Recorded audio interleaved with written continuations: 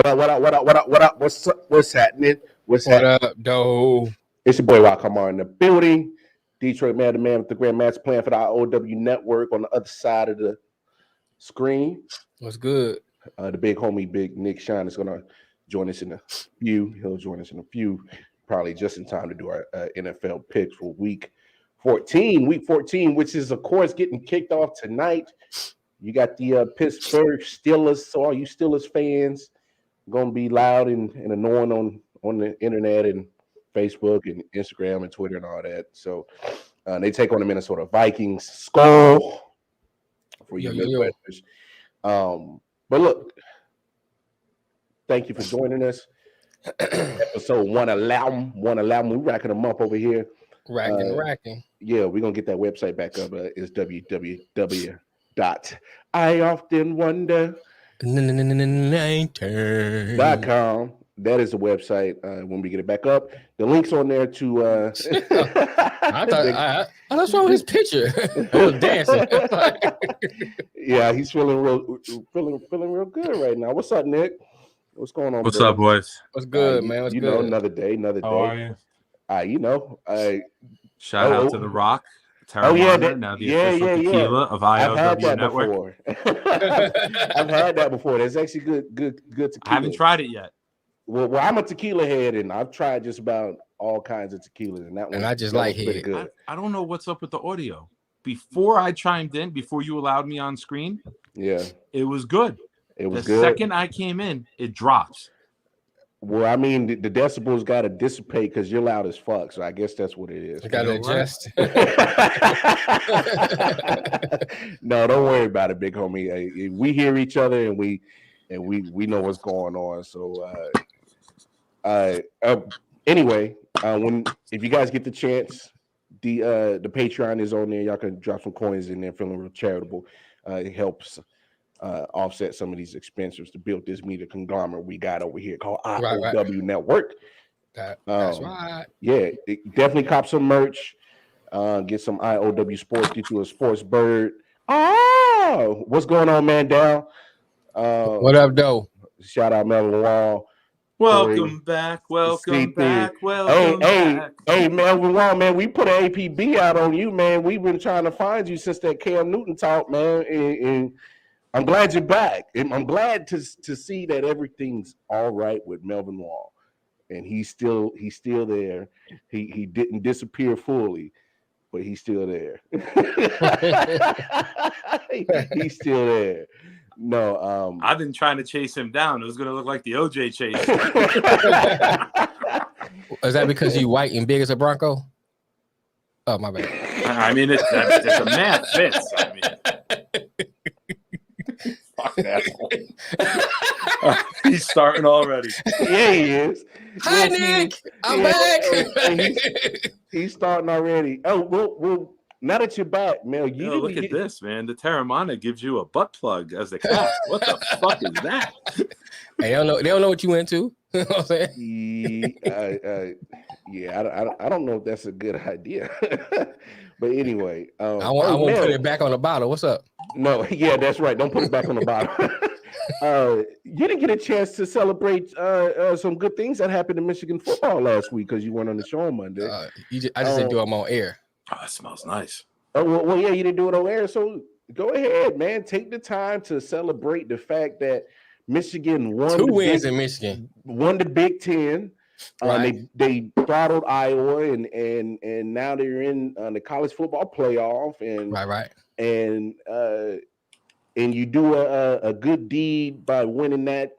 And Detroit got their first win, and it was all in good karma because of the Oxford High School situation. Right. So, hey, the floor is yours, my brother. Yeah, it was a good win, man. Fuck him.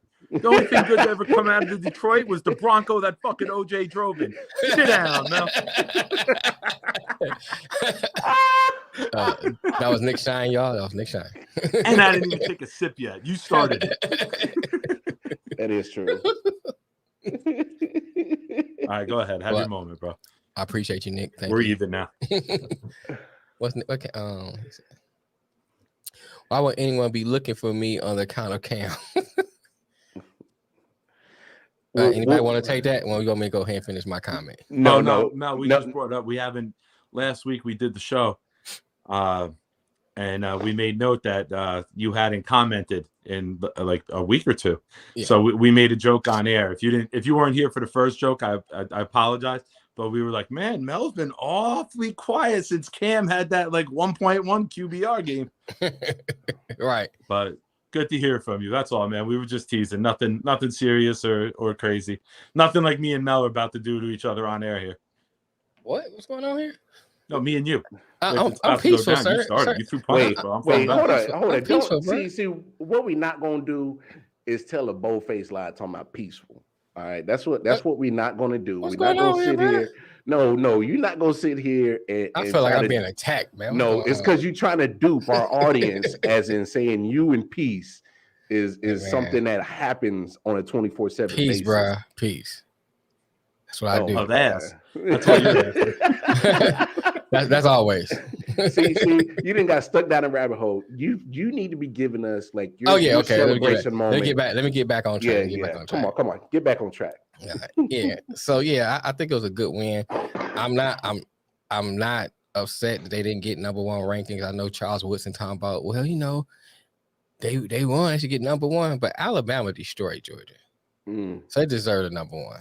And I think where Michigan sit is fair.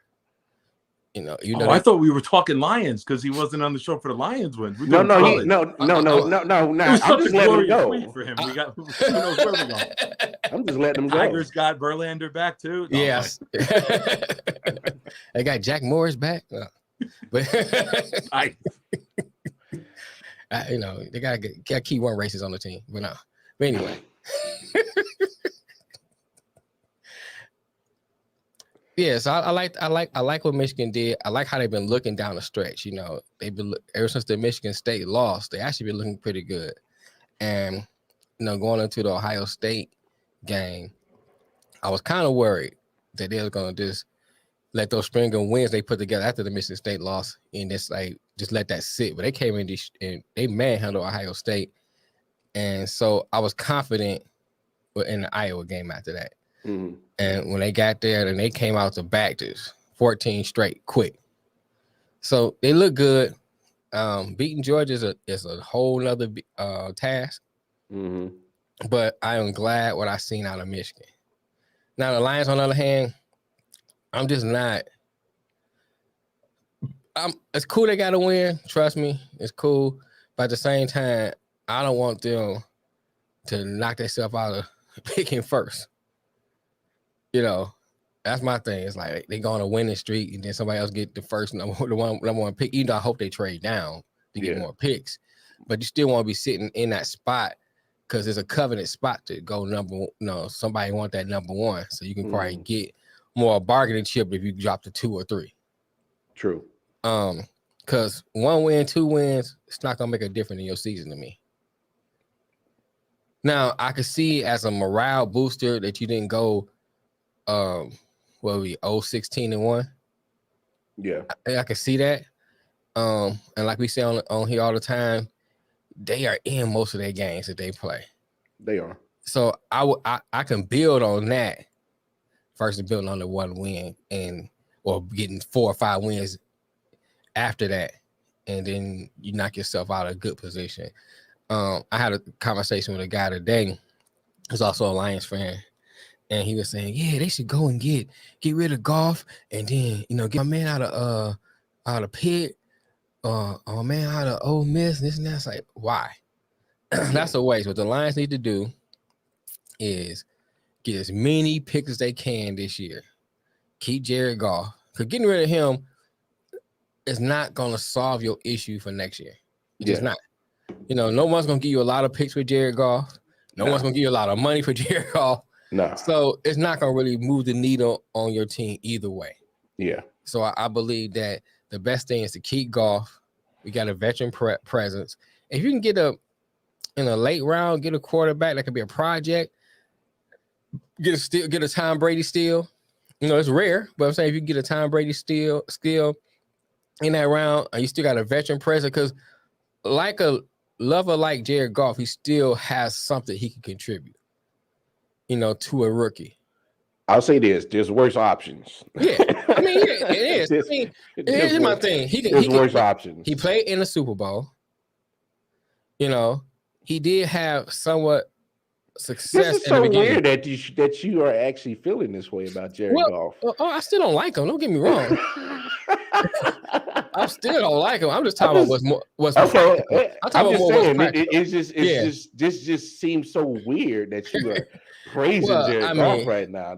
I'm just talking practicality. But I'm saying this is foreign territory right here. I want to make sure we make this clear. Just talking practicality. What's practical for the overall team? I always talk about that when it comes to business. So you're coming around to a bigger picture kind of guy right now. Right. Okay. Yeah. You know what I'm saying? When it comes to business, man, business is business. Yeah.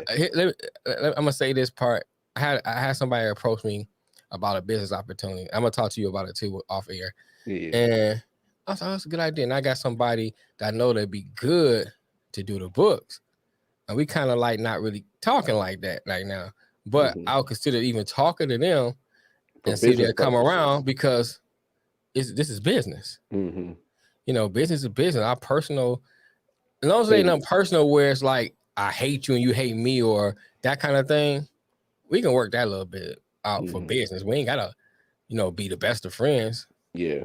Business is business. So my thing is like, what's the best for the team to try to get rid of Goff next year and try to take a chance on one of these quarterbacks. There's no quarterback in the draft that wows you. That can come on your team and take over your team and lead you to. There's no Trevor Lawrence's. There's nobody Andrew like that. Luck. There's no. There's no like step in and start right now. I mean, the quarterback out of Pitt may develop into a good quarterback. He may. We don't know. But I don't see him like, oh my God, we got to get him. Or my man out of Ole Miss. I don't see it. There has been quarterbacks that had a mediocre college career and still came to the NFL and did great. Yeah. But I just don't see it. Yeah, I agree with you, Sincere. It's a weak class.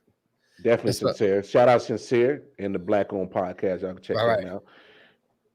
Good to see you, my brother. Good to see you. Hear from you, brother. Yeah, I really don't see you. You do bring up a good point though, about making sure that. Hey, where'd our token go? I don't know. Don't worry about it. Just because you ain't got, you'll find a way to start picking on me because Nick ain't here in a second. So just don't even worry about it. But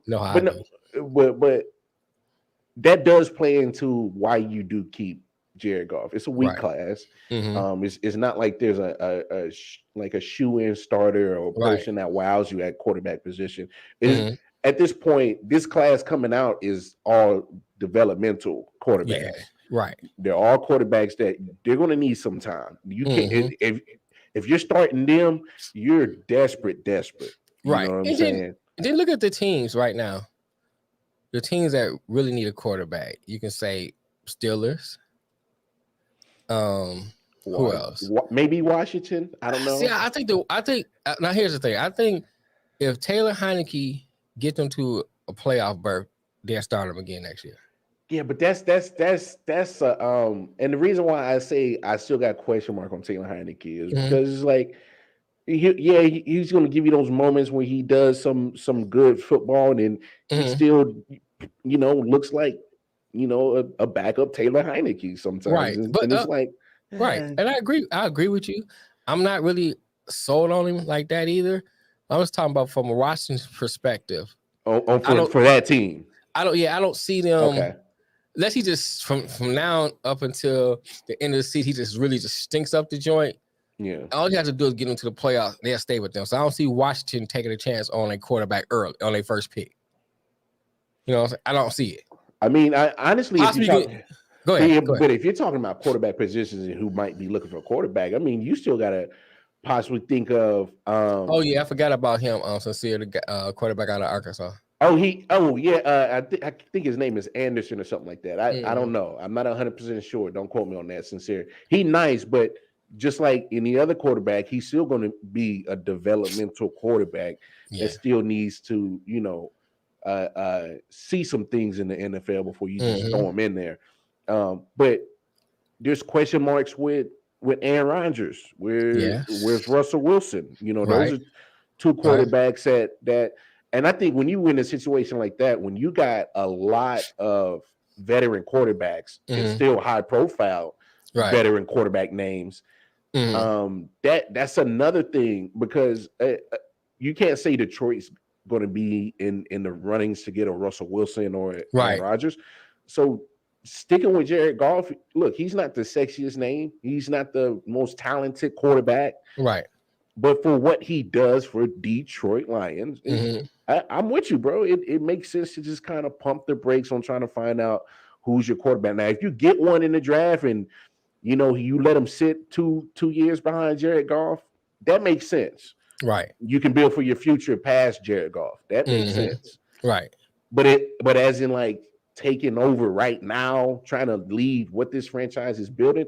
Honestly, you know what, Mel, whether you want to agree with me or not, if you guys are Lions fans, you should still have some type of promise, because it's not like the team is not competing. Right. I mean, it's not like the team is not in every game, because they're in every football game that they play. Right. And I'm talking about with perennial playoff teams. Yeah. You're talking about top tier teams. They were in the game with the Rams.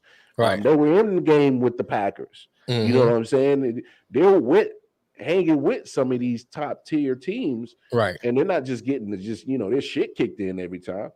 So you can see that they play with some pride. Like, they give a damn. Right. I mean, as crazy as Dan Campbell was with the whole biting the kneecaps press conference, and you like, this motherfucking weird. But his mentality is rubbing off on that team, and right. Bro, they got something. If I'm a Lions fan, I'll be like, look, I don't care if we just have that one win. So fucking what? We're playing. Right. They give a damn. But you can build on it. Yeah, and I agree. But like I said, there's you go all the teams. Like New Orleans might need a quarterback. Yes, no, but do you definitely see them? Do you see them taking? Yeah, but here's a caveat. They were playing not too bad with Jameis, so Jameis would be the cheaper route than an Aaron Rodgers or Russell Wilson or possibly. I'm talking more for the draft. Well, yeah, okay, I see what you're saying. Okay, yeah, oh yeah. So going back to that, my original point, I don't see none of those quarterbacks really going high. So if you are the Lions, Kenny Pickett right now. You guys hear me okay? Yeah, we can hear you. I had to go get these. It's my phone. Oh. The YouTube and the Facebook stream are fine. The second I'm in the show, the iPhone did an update. And since it did the update, the audio is not working right for me. So I ran to the store. I had Sincere said, my nigga. What's up, bro? What's up? I sincerely heart you, bro. I sincerely heart you. But I just want to make sure we're all good with this. Well, we can hear you. But Kenny Pickett is the one climbing the charts right now. I'm a draft guru. Carroll from Ole Miss was up there. Yeah. And Willis from Liberty has been talked about. But a couple of the draft guys I follow on Twitter, 3 of them from 3 different groups all said rumors are Kenny Pickett is flying up the charts. Quarterback is great because I need a quarterback to go top 3 because it helps me get either Neal or Hutchinson. Right. Talking about quarterback from Pittsburgh, right? Yeah, but who? Pickett, I didn't look at I haven't looked at the draft board in a while. So I can't remember who picks 1 through 5. Detroit 1 right now. Uh-huh. Houston 2, Jacksonville 3, Jets are 4 and 5, Giants are 6 and 7. So out of those teams, Houston may pick a quarterback, and maybe the Giants. I think Detroit stays with Goff. I don't think they love someone enough to pass on Thibodeau. Yeah, Thibodeau's a 3-4 edge. Thibodeau's their Von Miller. Hutch is more of the 4-3 Watt Bosa type. Right. But one thing I would say to be a stand-up outside linebacker, which fits Detroit's team perfectly. As much as Hutch would be the home guy that would probably sell a lot more tickets, Thibodeau is the scheme fit. Do you love Hutch enough? Will you alter your team? But we've had this conversation though. Is I was worried about Thibodeau's durability. Yeah, I mean, and with the Lions history, of injuries with star players. Getting here's the thing I say about Hutchinson. He does have that versatility that he possibly could change into the scheme. They could probably fit him into the scheme because he can stand up, he can get down in the dirt, and he may be able to. Physical, like you already have Trey Flowers playing 1 3-4 DN. Right. You have him playing the other 3-4 DN. You got 2 stout guys who can handle the run game and also generate some pressure as well. I like Thibodeau, don't get me wrong, but I'm like Lamar. That injury thing kind of scares me, and when you trying to. Like Detroit, who needs so many pieces, you don't need one of your quote unquote future stars to be on that injury. You don't need a big prospect not being on the field a lot. Right. No. And that's so my thing. Detroit need everybody on the field. They need everybody on the field. You know what I'm saying? Even the fans. I will say though, the thought of Flowers and Thibodeau on the same side of the field. Yeah, sincere. He's and I had somebody on Twitter say, "Why every time there's a white prospect, he's got to be compared to a white player?" In this case, I don't. I go, anybody who sees color in anything is just a fucking asshole. So don't comment anymore. I go, but number 2, give me a better comparison. We'll change the comparison. Yeah, he's physical, like Bosa and Watt. He doesn't have the fastest speed in the world. Like he doesn't have Garrett power and speed, but he's got that bull rush, that power that his speed doesn't slow down while bull rushing you, and then he's quick enough to get off you. So race doesn't mean shit to me with a comparison. That's the type of player you see. When he put his left hand into the shoulder of the Ohio State tackle and drove the man 8 yards and then still got off to chase down the quarterback and get a sack, I was like, I need the fucking guy on the Jets. That's what I've been missing. Yeah, but one play sold me. But that's just like a J.J. Watt or a Bosa move. I mean, you just can't help it. They happen to be the same color and play the same. And I think like in this particular instance, color had nothing to do with it. They just happen to be play alike. Look, only color I care about. Green. I'm like you, Mel. Give the green. You hate the green up in Michigan State. I love the green in Jersey. I told somebody today, it's the only green and white I wear is Eastern Michigan. That's it. He going Mac. Wow. Damn. He said I go to the Mac first before I even win. I thought Eastern Michigan was Canada, bro. That's South Detroit. That's weird. Yeah, but I agree with you, Nick. I think Hutch is an excellent prospect, but going back to what I was saying before, the only thing I worry about with Thibodeau is that injury, man. It'd be good to have him and Flowers on the same team. And I guess I'm more major injury, or he just had little nagging injuries. Well, he's missed some games, but he hasn't torn or ruptured anything. Right? No. They're not ruptured, but when you're talking about a DN who's a more speed rush in Thibodeau, and he's having ankle injuries, to ankle and knee injuries for a speed rusher. I'm already kind of like those are your wheels, right? Your wheels got some That's your foundation. Hit a couple curves. Right. And the engine hasn't blown, but the wheels got some pressure. Right. Matter of fact, he missed the Ohio State game in week 2 because he got rolled up on in week 1. Right. And they still won. That was what was so impressive about that win. Him and the safety, I think, they were the top 2. We talked about that in the first week I came back. That they missed their top 2 defenders and they still took care of business. Right. So I think that in that case, I'll fucking take them. I mean, yeah. Oh, yeah. Oh, no. Don't get me wrong. Yeah, exactly. Don't. I'm just saying, for me, being in the top of the draft, if we pick behind, like the way I see the draft right now, I'm going to go Thibodeau 1. I think Pickett goes to Houston.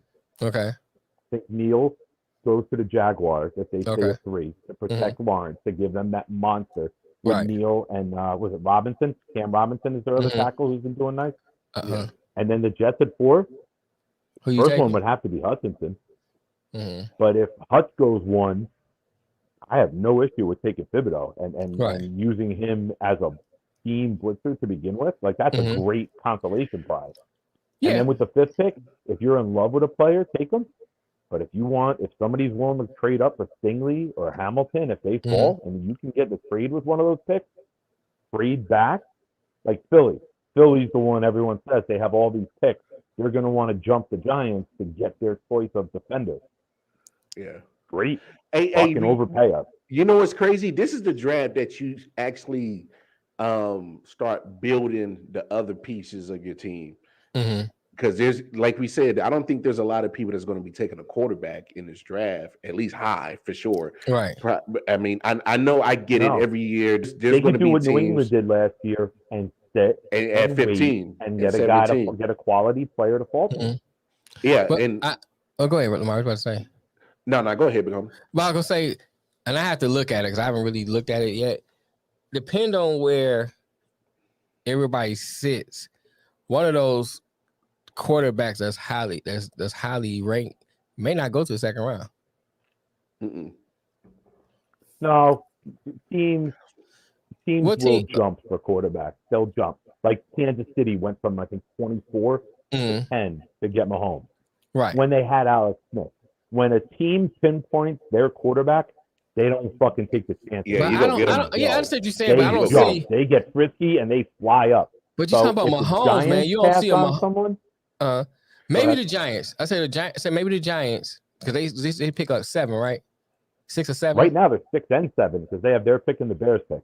Okay, so the but Giants you might have somebody overpaid to jump the Giants to us, which benefits the Jets fantastically. Right. To say we want our choice. Say Houston doesn't take a quarterback. Jacksonville's going to be taking calls. And then if they decide, no, we want the best offensive lineman, we're taking Neal. That leaves the Jets in a position to control the draft, trade back, accumulate more picks, maybe even get another number 1 next year, and have 2 1s last year, 2 1s this year.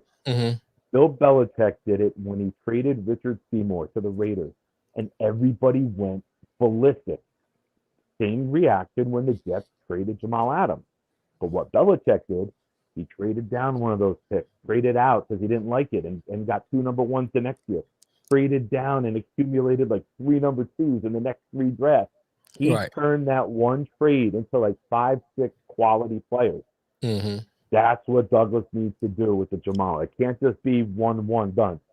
He's snowballing it downhill and build a hell of a team. Right. Well, what's fortunate is both the Jets and the Lions are kind of in similar situations where you got so many good quality picks in the first 3 rounds. So you got to make sure that if you're building what you're building right now and you like that and you got some kind of foundation, that's when you just keep building around it and building around it. Then 1, 2, 3 wins turns into 5, 6, 7 possibly wins. So you start progressing. So I think both of you guys should definitely feel in a good little spot about where the direction the teams are headed. Absolutely. Sure. I would love to see the Lions should have 3 of the top 33. If they end up with the number 1 pick, they got their pick, the Rams pick, first pick of the second round. Do you have any additional 2s? Or is that they do. Only... I'm trying to think where they got it from. They got the Stafford one. What they get for Stafford? They got 2 1s. They got 2 1s for Stafford. So they got and then they may have gotten more. I have to look. I remember them getting. I know they got a bunch of picks. I just can't remember what they are on top of my head right now. But yeah, I think they got decent amount of every night. I do. They got decent amount of. They got a decent amount of picks. They got a decent amount of picks. They got a good chance with this draft to get you a good foundation to build on. Absolutely. And then we have, as of right now, because we have Seattle's 1 and we have Carolina's 2 for the Sam Darnold trade, another Joe Douglas fleecing. A 2nd and a 4th round pick, a 2, a 4, and a 6 for Sam Darnold is looking like another huge trade. He traded for LDT, the doctor from Kansas City. He traded you Dan Brown at tight end. You cut Dan Brown. We picked Dan Brown back up. So we got our starting right guard for nothing. Like Joe Douglas makes trades, and the craziest shit happens. Like it's like I love this guy. Obviously, a couple years of this, and we should have a very deep, talented roster. Right. But we have 4 of the top 40 as of today. And Jets fan, we need this, we need this. I go, guys, we need so much. Calm the fuck down. All we need is whatever Joe picks, we need it to hit. That's it. Right. If he picked the corner, we need the corner to hit. A safety, a linebacker, tight end, a lineman, receiver. Just hit. Like that's the most important thing. You got, like you said earlier with Thibodeau. You can't pick the guy and he's not on the field all the time. Same thing with us. Whoever we pick has to hit because we can't afford to lose out on more top draft picks. That's why we are where we are. Right. No, it's going to be an interesting draft. Same boat, man. Just we're in the Atlantic Ocean and you're in Lake Michigan. Different water, that's all. Same boat, different water. It's just a little side note. Did you know in Michigan, anywhere you are, you're only 6 miles away from water? Only 6? Only 6 miles. No matter where you at in Michigan, you're only 6 miles away from water. Oh, 6 miles. I thought you said 6 hours. Okay. No, 6 miles. Yeah, no matter where you at in Michigan, you're only 6 miles away. I don't like all that water shit, man. I like water, so I love that. No, chime in with my name in the joke since I can't. It was crazy because when I was living in Virginia Beach, I hated it. It was just too much fucking water. Really? Oh, I hated it, bro. You hated the water, or you hated tourists? No. Worse than anything. No. Don't get me wrong. The tourists were assholes, but it was just it's because like I like the beach, but like I can't like always be near the beach because like I had this little water phobia thing about getting just swept out into the fucking ocean and I can't swim with the shit. And I just fucking just disappeared. He takes showers like Jim Carrey and got suction cups on his hands and feet so he doesn't go down the drain. I hate the beach too. I'm a big dude. Yeah. Sand gets everywhere. I don't need to be chasing. I will take the pool because you're near the bathroom. I'm a you're pool near guy. Your hotel room where all the food is. And the only thing that's going to bite you in a pool is a fucking 2-year-old toddler whose mother's taking Instagram selfies, not paying attention to the kid. And then you can just mush away underwater. Yeah, I'm a big guy. target, man. I do not want to be out in the ocean. Hey, hell nah, man. I ain't trying to be chum for no damn shark, man. Fuck all that shit. No. Get stung by Steve Ray now. Bastard gotta piss on me. I ain't R. Kelly. Don't be peeing on me. Like, I'll go to the beach, but I pretty much stay on the sand. I might go knee high on the water and I'm out, man. I don't be doing too much in the damn water. Anyway, we going into another tangent. We need to get to these picks. Get it. So, of course, week 14, man, we're getting to the nitty-gritty of some football. Hey, real quick, how did it? Because we didn't get to talk about it. I don't want to give any more credit to Bill Belichick for the game plan on Monday, but I'm more irritated with the response of the Buffalo Bills. The players were getting snippy with the media, and I'm like, well, you knew what the game plans was, and you didn't stop it. So now you're getting mad at the media is asking you questions about the running game that they implemented that you didn't stop, and you knew what was going to come, and you did nothing. And I'm just like, Buffalo, like, stop whining, stop bitching, stop crying.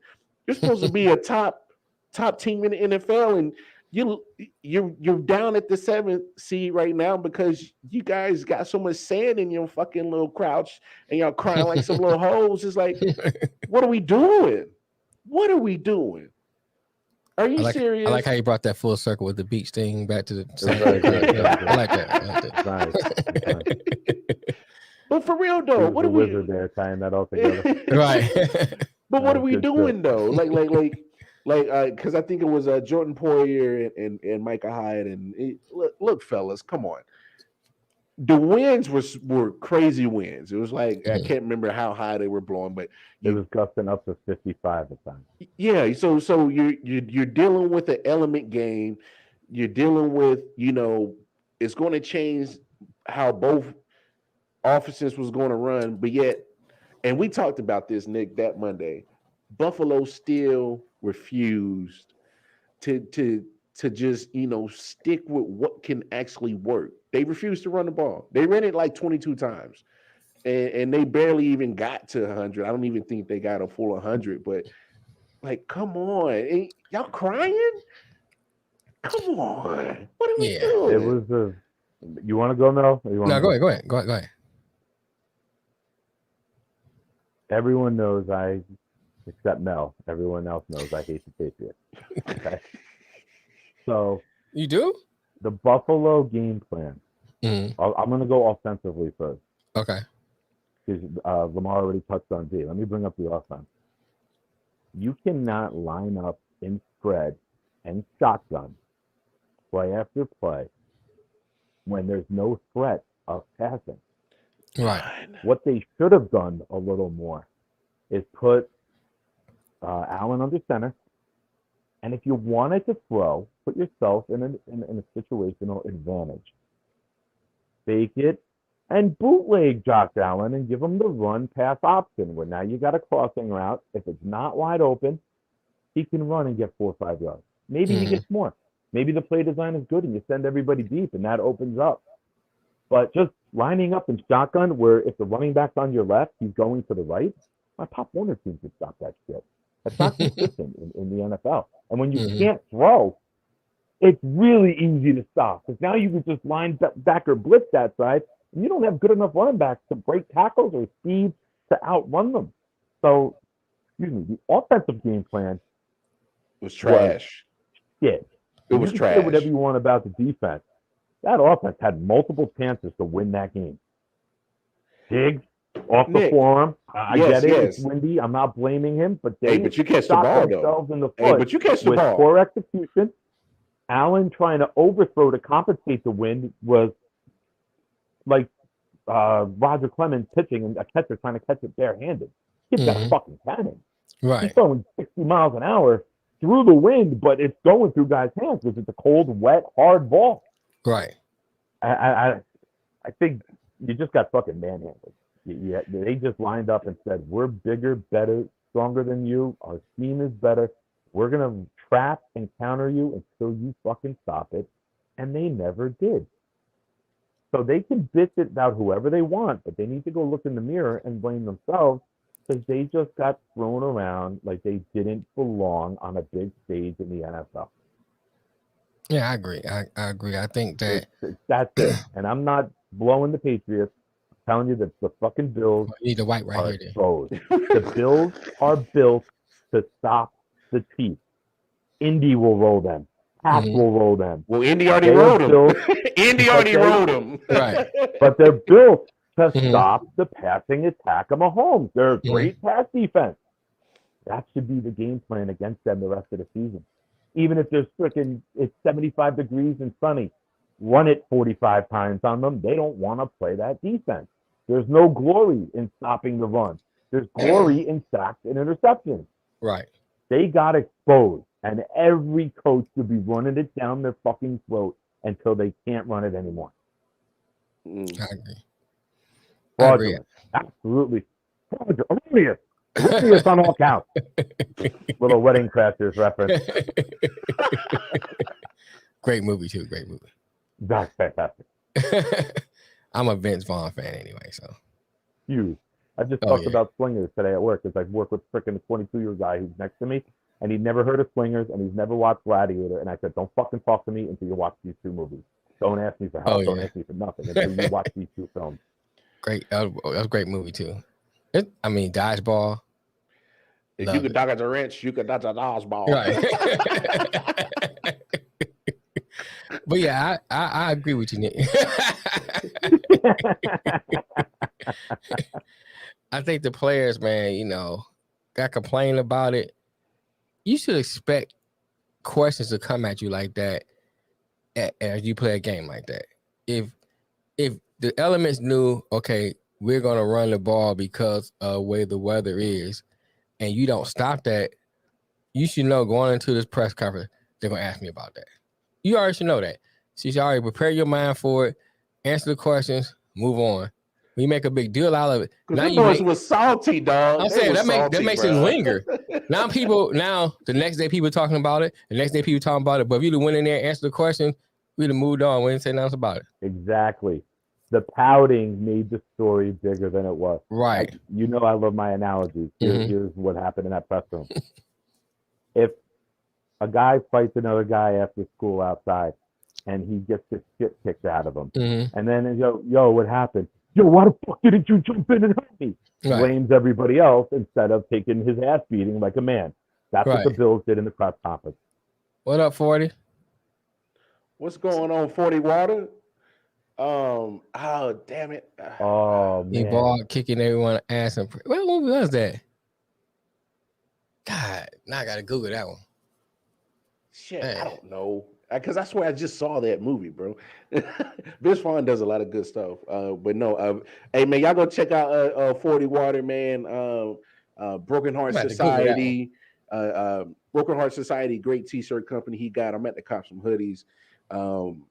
Definitely go check him and Jay Leo out on Hitchhikers on YouTube. They definitely do the official unofficial theme song for I.O.W. Sports Late Night Owl Edition. So y'all definitely go show some love to 40 Water right there. But no, let's get to these picks while Detroit Mail looks up the damn Vince Vaughn movie. What's up, Nick? Before we do the pick? What's up? Oh, Brawl in a Cell. Brawl in a Cell Block. It's called Brawl in Cell Block 99. Brawl in Cell Block 99? I didn't see that one. Okay. Oh yeah, standards. You are right. You are right. Hey, the standards are getting real tight. Real tight in this piece. No doubt, bro. No doubt, 40. Real tight in this piece. Of course, shout out Melvin Wall. He's still in the lead at 120, 73-1. Right behind him, tied for second, you got Junior and Sophia both at 119, 74-1. Oh wow. What's that? Yeah. Then Mel, you at 115, 78-1, and Nick, you at 114, 79-1. And I'm not too far behind. I'm creeping. I'm slowly creeping. 108, 85-1. So I'm still not too far behind. But that gap that Melvin had that was so large is getting smaller and smaller by the day. I mean, you only got a 1-game lead over 2 people. And Mel, you're in striking distance. You're at 5 games back, and Nick, you're 6 games back. You're in striking distance too. So everybody's in striking distance, and so I'm loving it. Hey, you should be proud. You're both of your kids. I told you, man. Both of your kids are sitting there doing work right now, bro. Come on, trash talk that they're gonna have for one another. And I'll give you. They had some schoolwork. They couldn't text everything, so I got it. Sophia has Pittsburgh. That's what I was going to say. Just give me tonight's game, and then when you get that's what I got, and then I'll text you the rest. Sophia's got Pittsburgh. Okay. And Nick has Minnesota. So someone's going to, depending on who Mel picks, we might have a tie the first after tonight. I bet. So now that we got that straight away with Junior and Sophia, who are doing such a fantastic job, I can only imagine if that championship belt goes to them and is to either one of them, and they're going to rub that in your face. That, bro. I'm giving you my shipping address. They're never going to see that shit. I'm telling you, they're going to give you the business if they got to display that belt. Yo, I'm coming back. I'm going to be the people's champ, bro. All right, let's get down to the nitty gritty. Of course, starting with tonight, you got the Pittsburgh Steelers taking on the Minnesota Vikings. I will say this: Adam Thielen is out, and Dalvin Cook is slated to start with the separated shoulder. So, you know what? Go ahead, Nick. How you see Minnesota and Pittsburgh? How you see that shit shaking down tonight? The difference from what I see and what I want. Right? I know I don't have faith in Ben, but I have faith in TJ Watt to be just a game record. Without Thielen, you can bracket and double Jefferson, and now you got to rely on other guys. Because Thielen's your underneath guy, right? Like the combination I see with them is when the Jets had Decker and Marshall with the time and had that massive year. And Marshall would be up the sideline, and Decker would go underneath and it'd be wide open all the time. Now, without that combo, I wonder tonight how it's going to look. I want Minnesota to win, but I'm a big proponent of when you got a guy who can destroy an offense single-handedly, until the league proves they could stop that guy, I'm going to take the Steelers in what could be an AFC North type of game. It could be an ugly Raven Steeler game. Cook back could be a nice addition, depending if he can finish the game. I know his shoulder's a little destroyed. Yeah, his shoulder's jacked up. I'm rooting for Minnesota, but for pick-wise, give me Pittsburgh. Detroit Mail, Pittsburgh. I want to say Pittsburgh, since Minnesota. Nick picked on. He might throw the Nick jinx on him. So I don't know. I bet $6,000 on Minnesota, bro. I know how to make my bet come through. Sincere said Minnesota 23-13. I kind of agree with what Nick was saying. I was thinking about the TJ Watt factor, and I thought about them being able to run with Najee Harris. If he has a good game, then I think that kind of takes the pressure off of Ben. And Ben, I have enough confidence in Ben better dink and dunk when he needs to, and they establish that run game. I think Pittsburgh can pull the game out. And then, Pittsburgh has a good defense. And then with Thielen being out, that helps Pittsburgh defense even more. So I'm going to go with Pittsburgh. Yeah. Both of these teams are battle tested, too. They played some tight, crazy games. So they're both built for 30 seconds left in the game, the game winner kick or something. Right. And look, I'm with you guys, too. Pittsburgh, as much as I want to stay away from them because of Ben, I mean, you look what they did last week against Baltimore. Najee Harris, they jumped on his back and just was like, "Look, take us," and then only asked Ben to make a couple throws, and he made a couple throws. That's it. And then it's a no-brainer. You got a Watt brother on your defensive side, and he's still in his prime, so he's a danger. He's a danger to your offensive scheme. So, look, having Adam Thielen out to me makes this harder for the Vikings, because you do lose such a great offensive threat on that side for Kirk Cousins, and when you need to rely on Kirk Cousins to get the football to Adam Thielen and Justin Jefferson, and you lose one of that, and I don't know, that's a lot to ask for. That's you all right, bro? You good? It's the tequila, ain't it? Yeah, I gotta come back in. We hear you. We hear you. It's tequila and a butt plug. It's a tequila. Yeah, I think that's what it is. It's the butt plug. It's a butt plug. Oh, this ain't feel like I thought it would.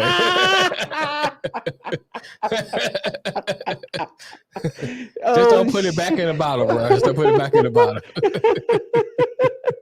What up, Ryan? What's going on, Ryan? I just got a phone call, and I think these freaking things blew both of my eardrums out. Holy shit! Oh, wow. Oh, we thought you had put the cork up there, bro. Right. We thought. And then he sounded the cork like, whoa. So I'm all about ratings. I would definitely stay on air for that. I'm all about ratings. No. What's going on, Ryan? But look, no, I think Pittsburgh can eke this out, because I agree with you wholeheartedly, Nick. It's going to be a real ugly football game. I'm not expecting anything pretty tonight. And Minnesota's been. I got one big prediction. Go ahead. Rookie tight end Pat Freiermuth on a huge coming out game. Yes. Yeah, I like him. I tried to pick him up in put him fantasy in my parlay as an anytime touchdown score, and it went through the roof when I clicked that. So let's go, Pat. All right, next up we said let's go, Pats. Pat, you son of a bitch. He said Pats. Yo, he's on that shit now. All right, next up, we got Las Vegas Raiders coming off a loss last week. Right. Trying to come back and get back into the other team winning side. As they take on the Kansas City Chiefs, who are riding a 5-game winning streak. Detroit Mail, how you see this one shaking out, baby? I think, you know what? My mind want to pick Vegas, man. The Chiefs been playing better. Defense looked a little better. The Raiders has not been looking good, but I think that last year win when they got it in Arrowhead, yeah. I think that gives them the belief that they could do it. Even, you know what I'm saying? Like, if you go against a team you constantly lose against them, and you get that one win and in their house, that gives you confidence. Yeah, okay, we can do this. It's not a mountain we can't climb, you know. And but having said all that, the Chiefs is on a roll, man. And only thing I'm afraid of is that offense. Will that offense be able to score enough points to keep the game, to keep the not the game, but keep the Raiders off of them. That's the only thing I'm worried about. Shoot. You know what? I'm going with Vegas. Vegas. Gambling with the Raiders. Ryan said Chiefs by a mile. Sincere says Chiefs. Nick, who you rolling with, baby?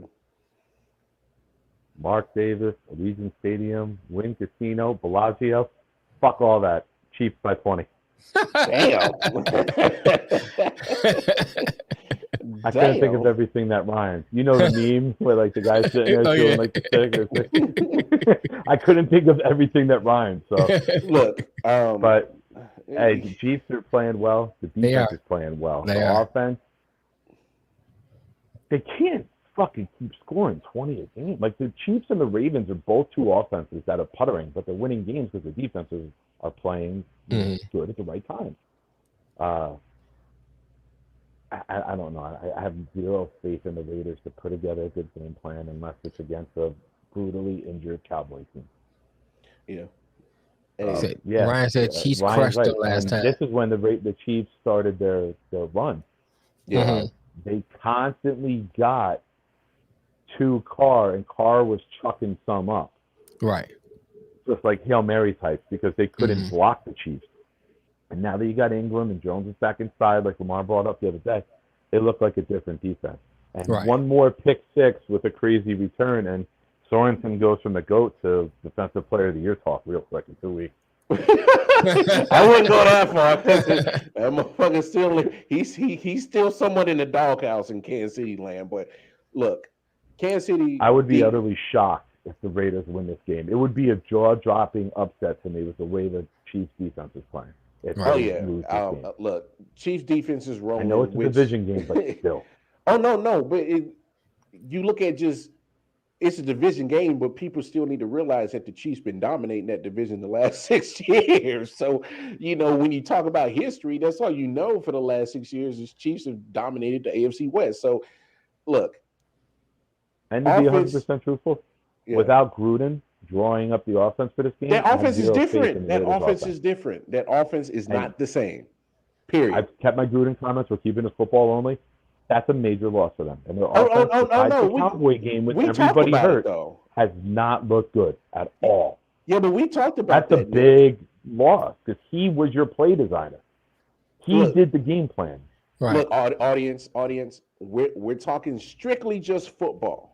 Just football. We know that there's been some real fucked up shit going on with the Raiders organization this year. But when we're talking, and for any new listeners, completely, we're all in agreement with firing him. We all thought it took too long to fire him. He be drawing up some crazy plays. Your play caller, your designer, your X's and O's guy, the guy who's called every play, it matters. Every play for the last 4 years.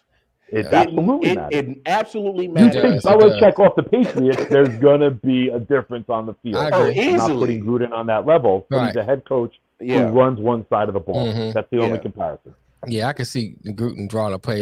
Get a ball to that colored guy, and make sure that gay guy make a play, and break out them holes with the short dresses. Go hit him, gay guy. No. Ryan brings up a good point. He said Chucky was the heart and soul of their playmaking, as in play calling when it comes to their plays. The only thing the offensive coordinator did was laminate the play sheets. Right? That's it. And get coffee and bring donuts and forget to delete all the emails. That's it. It's no coincidence that offense has sputtered since Gruden has left. There's no coincidence at all. Yeah. Okay, all right. Anyway, let's move on because we got some other games to get to. You got You took the Raiders, right? Yeah. Oh no! Mel's the only one crazy enough to take the Raiders in this situation. Next up, you got 5-7 Atlanta Falcons, 5-7 Carolina Panthers. Nick, how you see this one shaking out? Cam. Oh, Cam. Yeah. Oh, Cam. That's how many points they're going to score if you start. Give me Atlanta. Wow, you said that real convincing. They're showing signs of Atlanta is in that Denver, Minnesota category. Mm-hmm. They lose to the good teams, but they're beating the lesser teams.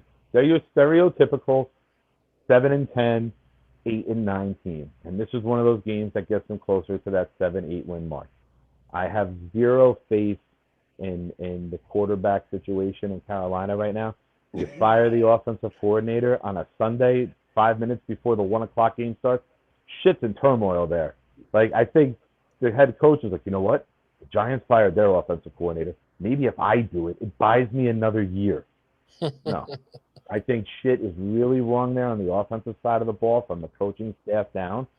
The injuries at the quarterback, the play of the quarterback, McCaffrey being out. I can't pick them. Unless they're playing the Jags, Houston, Detroit, or the Jets, I can't pick Carolina right now. Like, I think they're that bad. And they dropped like 8 spots. They went from 48.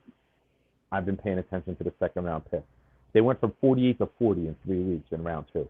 So they're free falling. Yeah. Now I'm free. I can't in good conscience choose them. Free falling. Detroit Mel, how you see it shaking out? I'm going with Tom Petty. I'll agree with Nick. I think Atlanta is the better team in this particular matchup. I mean, they're beating the teams. They beating like the mediocre teams, and even when they losing to the other teams, they're not really getting blown out. And in Carolina, they don't have McCaffrey. Cam just besides the first game, don't look like he's the answer. And you guys are down there. Have they announced who's starting? Is it Cam? Oh, Cam's starting. Cam's starting. Okay. Hey, bro, they're all in. They are all in for Cam. They are all in. Yeah. Go ahead. No, go ahead. No. Go ahead. I was just gonna say, I'll take Atlanta. Taking Atlanta? Yeah, I'm going ATL. Cam actually surprisingly does play good against. Straight to hell, motherfucker. No, you two go ahead and go with the Falcons. I'm gonna go ahead and take Cam and the Panthers. Look, I think go ahead and solidify that last place. We like you like that. No, Stop, fall further down. Look, y'all not gonna remix DMX on me, you assholes. Cam, I think right, here, I'll do a little R. Kelly for you. No. Kids are pissing on you. Your status lowering. So Cam, I think he's hit that low last week. You know, getting benched, and all of a sudden, look, just because you got Cam Newton on your roster doesn't make you, going to win. And look, you got to just do what makes sense with Cam. RPO, short throws, and just rely on that good defense. And this is what's happening because the offense has been so bad that it's taking a Super Bowl caliber defense and making them look average now because they're stuck on the field all the time. Because that offense has done absolutely nothing since Cam took over. But Matt Rule, I think this needs to be a make it or break it for the rest of the season because 20 inches high, 20 inches wide. Because he needs to figure out some kind of offensive game plan to make this work. And we talked about it, Nick. I think he rushed into throwing Cam as a starter. I think they should have eased him and just had certain packages for Cam and let PJ Walker kind of do it. But what do I know? Whatever. So that fan base down there bought into the hype so bad. It was like the South Park angry mob with like pitchforks. Roll. Like Donald could have thrown 7 touchdowns in a game, and there would have been a large portion of the fan base that still wanted Cam the minute that he signed. Oh yeah. So I mean, when Darnold didn't play well, it made it much easier for everyone else to get on board. And if you're having a down year, you distract from the losses by bringing in an icon in that stadium. Yeah, but but look, it's a little crazy to me because it looks like the coaches like kind of do anything to save his job, and when you don't stay true to yourself and your plan, you're going to lose your job. And I think he's locking himself up to get fired because he hasn't had a plan. And he's scrambling. He's scrambling. All right, Matt Rule is he's over his scrambling head, right I now think, with the job. I think he's over his head in the NFL. I don't think he's over as his a head. head coach. As a head coach. You know what it is? I think what it is he's putting too much emphasis on other people to get certain things done. Like the Joe Brady situation. I think that he probably put too much trust and faith into him running the offense instead of him just be like, look, because Matt Rule's play calling as an offensive guy has never been terrible. I mean, it's got him a job at Temple, got him a job at Baylor's, got him a job in the NFL, and so he got some offensive people in the NFL that he's coached. So my thing is like, I think he's just overthinking the situation and he's scrambling right now. And it's like, bro, at the end of the season, it's going to be your ass on the line. So if I was you, I would take control of the situation. I just think he just needs to just stop being a little bitch and just take control of the situation. And maybe it might be sometimes you don't know how to. Hey, I mean, fuck that. I got nuts. I'm gonna grab them motherfuckers and his nut up. Come on, man. But he's showing severe signs of desperation and like over your head. Because if you have a plan and you have a vision for the team and you stick with it, you go to the front office and you say, listen, I know things aren't good now at the quarterback. We built the defense. We're going to invest into the offense side of the ball this season. Whether we got to trade up or we got to get a young quarterback. We've tried the veteran approach and it hasn't worked. This is what I want to do. But he's like a guy who like cheated on the girl. He knows the girl wants out of the relationship and he's just trying every fucking thing in the world every day to try to keep her. But the writing's on the wall, I think, there. Right. Because he doesn't stick to his plan and it's freelancing. And that does not work in the NFL. Nah, freelancing never works. I agree. Should we even discuss the next game? I mean, we got 4-8 Seattle, 2-10 Houston. I mean, I think everybody should probably go on Seattle. I'm just let's get the formalities out the way. But I'm gonna say this: I wouldn't be surprised if Houston wins. Don't say that. I'm just saying I wouldn't be surprised if Houston wins this game. Oh, you'll like this. Jamal Adams is out for the rest of the season. I'm not liking it. Okay. The backup might be better and help them win. Schefter just tweeted, Dalvin Cook officially active for tonight. Yeah, okay. He's in there. So Seattle across the board on this one, fellas? Where's the game? It's in Houston. Give me Houston. Wow. I wouldn't be surprised. You say you wouldn't be surprised? They got one on the 49ers last week, and they only got that because they're at home. Metcalf has been subpar. I have him in fantasy. He's had like 7, 4, 3. And I think last week he got 11 on like 5 catches for like 60 yards. I don't know. I think last week was a fluke with Seattle. And I think everything went perfect, and they won a game that they probably wouldn't win.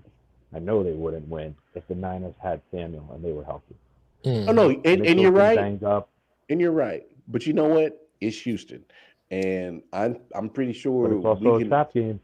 The stereotypical trap game. First of all, this is not considered a trap game because Seattle's 4-8. They're a terrible team too. All right. But you just played the Niners, and then I think you have the Rams or the Cardinals next week. They got their division opponent again. And that's fine, Nick. But guess what? I got to catch up 5 games too. Seattle's not a good team, bro. Seattle is not a good team. I'm sorry to say it. You know, there was there was a moment in there that I thought, you know, when Russell got back, that they might make a run for it. I deaded that because it is running in the wrong direction. Seattle's not a good team. They're just not. I mean, they got just too many issues. I don't know if Russell Wilson is even back in Seattle next year. Seattle needs to. No, he's not. 100% he's not. I don't bet that. I don't think he's back. I want that. You know what? I wouldn't be surprised if you see Pete Carroll resign because they're not going to fire him after all he's done. No. They're not going to fire him, but they're going to have to come up to a mutual agreement like he walks away because, look, his offensive game plan is so fossil. It's Stone Age. It's boring. It's beyond vanilla. It's terrible. It's literally JV-ish offensive schemes that they're running, and it's so predictable, and you can't keep asking Russell to make magic out of shit, man. And that's why I think he's out of there. Because if I Pete think Carroll that they stays, offer he's him gone. like the Elway position, right? We're not going to let you be GM. We're going to get rid of the GM. You've been here for so long. We're going to offer you executive VP of football operations or something that keeps him there. Like, get off the sideline. We're going to do a rebuild. You're too old. They won't say that to him, but they'll put the diplomatic spin on it. We think it's time for you to maybe transition into a higher up role than on the field every day. Right. But yeah, I could see new GM, new coach, and new quarterback. New quarterback there. And I'm going with this right now. Tyrod Taylor outplays Russ on Sunday. I can't disagree with it. It's like I want to because I'm going with Seattle, but I can't because you look at the reality of what Seattle is, and you're like, it's not far fetched. Right. it's not at all. Tyrod can throw for 230 and run for 65.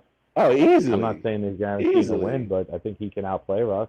No, but let's be honest. Houston can win this game. I just wanted to, see if everybody was on the same page that Seattle is. I need them to win it because the Seahawks stole that win last week. Yeah. Anyway, let's move on to our next matchup. We got the 5-7 New Orleans Saints against your squad, the 3-9 New York Jets. Nick, how you feel about this one, man? I'm going to start off with stats. It's sports, so everybody loves stats, right? Mac Jones, Trevor Lawrence, Justin Fields, and I know he hasn't played much. Trey Lance hasn't played much. 0 NFL Pepsi Rookie of the Week. Zach Wilson just got his second this year today. So the kid shows signs of greatness. He's putting up. He had 2 passing touchdowns and a rushing touchdown last week. The Jets flipped the script. All year long, we've been crying for Zach to play well in the first quarter. We've had negative yardage in the first quarter. This week, we had 2 touchdowns in the first quarter, and we scored another one on our first 3 drives of the game in the early second quarter. And then we didn't score the rest of the game. So I'm glad they finally fixed the early part of it, but now you got to put it all together. Mm-hmm. It sucks Corey Davis is out for the rest of the year. I think he had a sports hernia. They call it a core injury, but that's usually what it is, that like lower abdomen or upper groin area abdomen. It sounded like it hurt. It did. My back was killing me lately. Rookie wide receiver of the last 6 weeks, Elijah Moore. He's not even top rookie. Since week 8, he is tied for the league lead with 6 touchdowns overall, 5 catching and 1 rushing. There's not a player, Kupp, Hopkins, Adams, nobody, Jefferson, nobody has more touchdowns than Elijah Moore, and he's done it with 4 different quarterbacks. This kid is on the fucking verge of greatness. I've compared his skill set to Antonio Brown with the speed and the cuts and the size. I don't know if we'll ever run predominant offense where he'll put up ridiculous fantasy numbers. I don't give a shit. I care about W. Defense has its moments.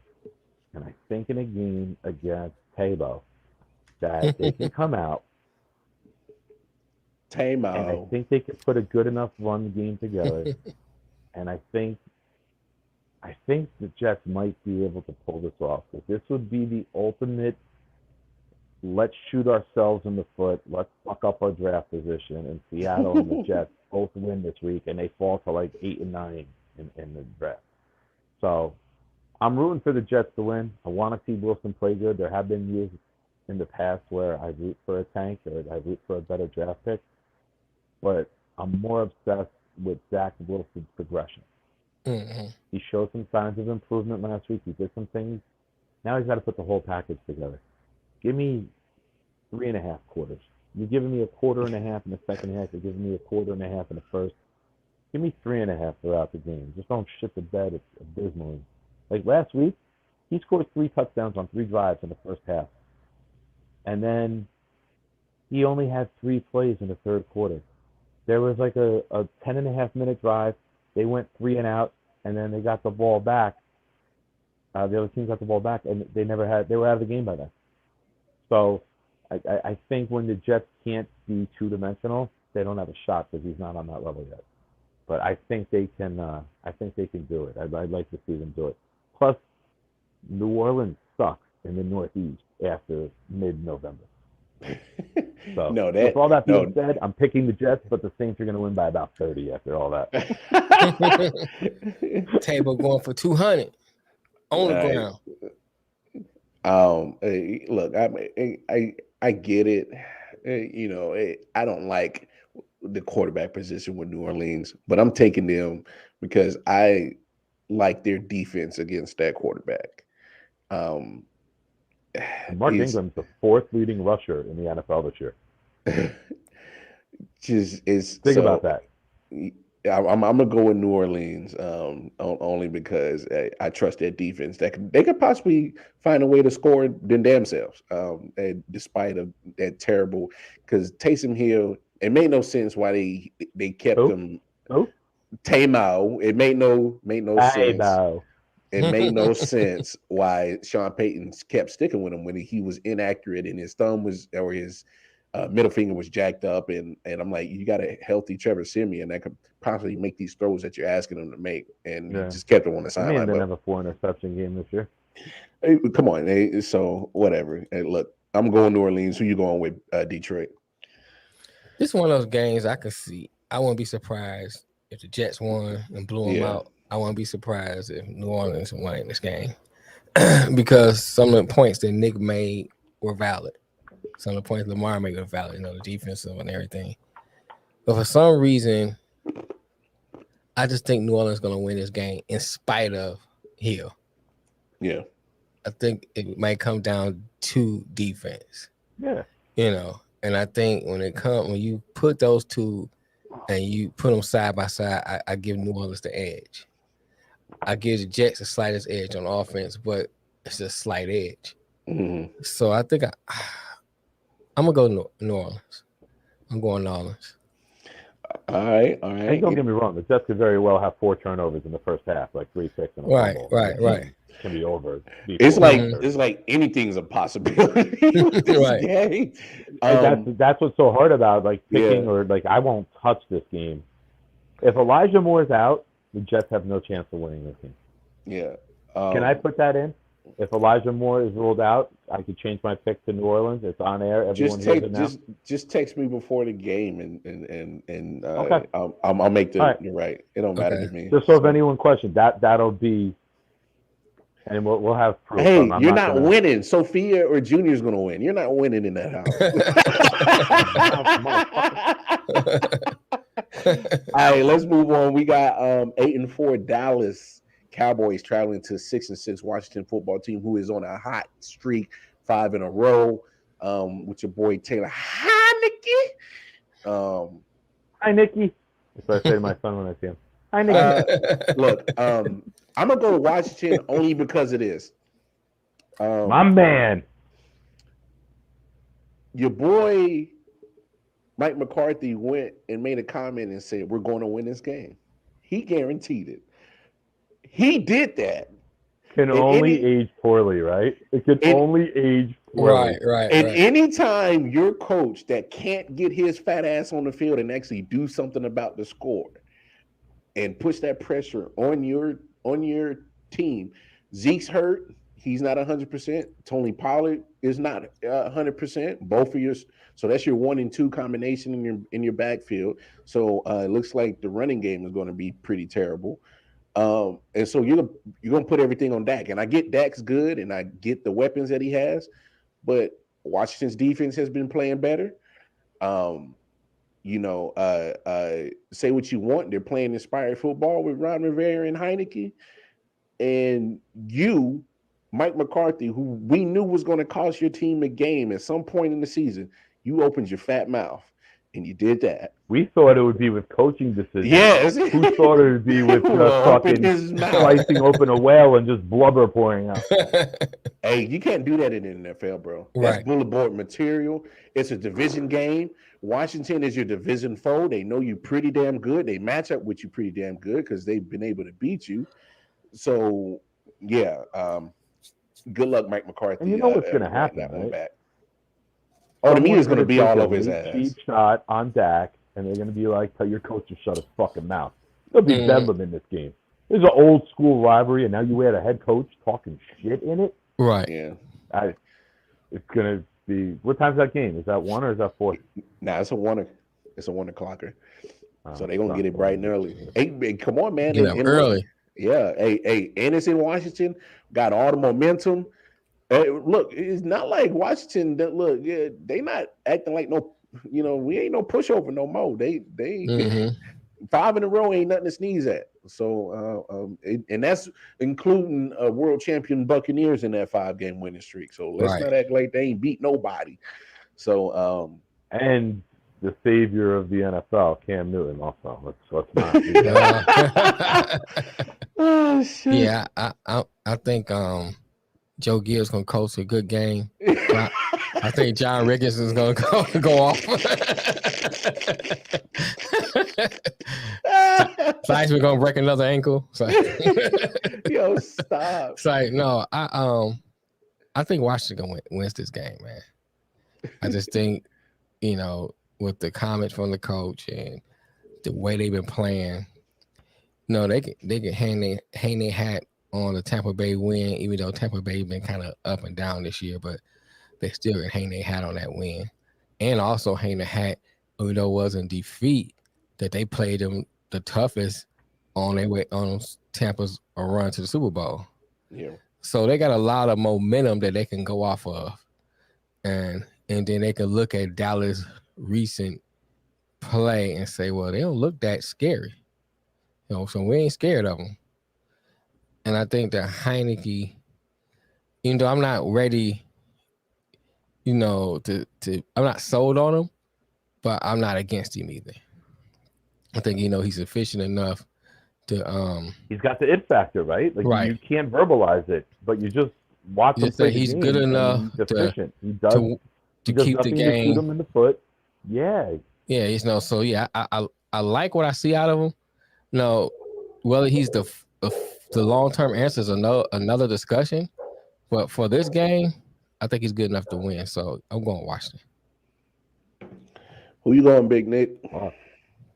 I wanted to go Washington, and I thought you can still go Washington, bro. It don't matter, bro.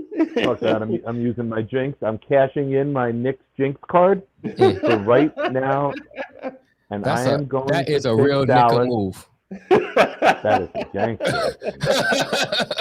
Janky as hell, dog. Right, that's a real Nicka move. What I do, bro. It's what I do. It's why I'm on the show. You niggas be tripping. Because no one else likes you motherfuckers to talk to you for 2 hours. It's all his fault. I told you I'd keep that a secret, but the cat's out of the bag. It's all Detroit's fault. It's his fault. It's always his fault. Yeah, motherfucker, it's your fault. It ain't because of me. People love me, bitch. Fuck both of y'all. Get out of my rabbit hole. I've done this shit. They love me after I drug them. Does that count? The thoughts and views of Detroit men. His and only his. The D on his hat does not stand for Detroit. It stands for Dr. Bill Cosby. He's a hardcore fan through and through. Oh God. All right, I'm going to cash in my player hater card right now. I'm bringing in my player hater card. I'm dropping it down. I'm going to take the Cowboys in hopes to gain ground, but it's my jinx card. I'm going to pick the Cowboys, and I hope this is a game where I look like a fool, and I hope Washington wins. They don't take the game for that. Social media, sports talk, everything is so much better when there's bedlam in Dallas. I agree. And if they lose this game, they are 1 game ahead of Washington, with Washington with the tiebreaker and another matchup in 2 weeks.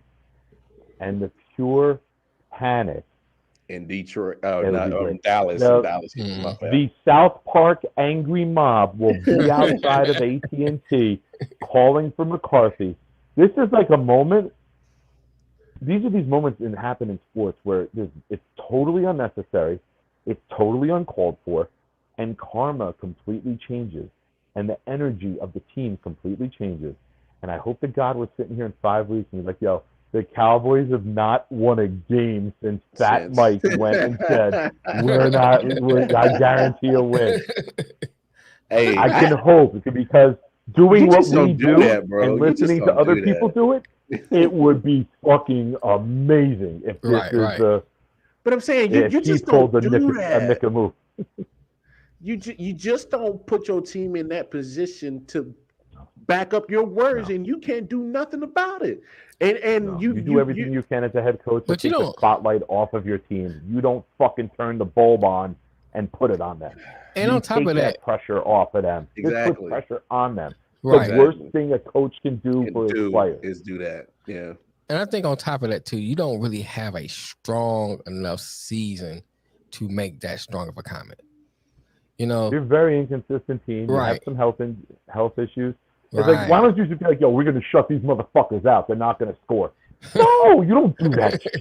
Right. You don't say nothing. What you do is like, we like our matchup. We got a good opponent. Yeah, exactly.